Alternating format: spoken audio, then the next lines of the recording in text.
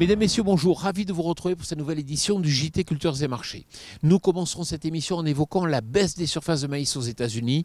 Nous ferons ensuite le point sur le développement difficile du blé d'hiver américain. Nous tenterons de comprendre les raisons de la forte hausse du colza et l'impact du gel avant d'évoquer le retour aux achats de la Chine pour du maïs américain. Dans son rapport du 31 mars, l'USDA a publié les premières estimations des intentions de semis de maïs et de soja des producteurs américains. Les surfaces de maïs ressortent ainsi à seulement 89,5 millions d'acres, en forte baisse par rapport aux 92 millions d'acres attendus par les opérateurs. Alors, cette baisse des surfaces de maïs profite au soja, qui atteindrait ainsi 91 millions d'acres. Il est donc clair que les bilans américains de maïs seront tendus.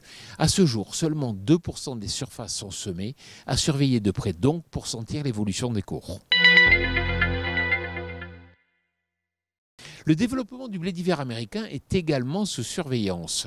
Les conditions sèches de l'automne et de l'hiver ont fortement fragilisé les cultures.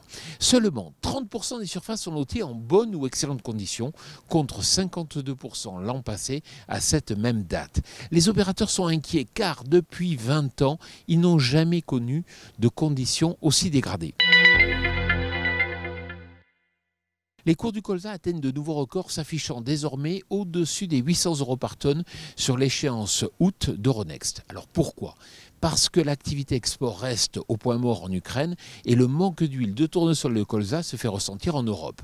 De plus, les récentes gelées en France et aussi en Allemagne laissent craindre des pertes de production et alimentent les inquiétudes des opérateurs vis-à-vis des disponibilités de colza pour les mois à venir. 1,08 million de tonnes, c'est le volume d'achat de maïs américain par la Chine, qui est habituellement le principal acheteur de maïs ukrainien. En effet, après plus d'un mois de conflit, les exportations sont toujours à l'arrêt en Ukraine et les Chinois se reportent sur l'origine américaine. Attention, le retour massif aux achats de la Chine pourrait accentuer la tension déjà présente sur les bilans maïs américains. À suivre donc.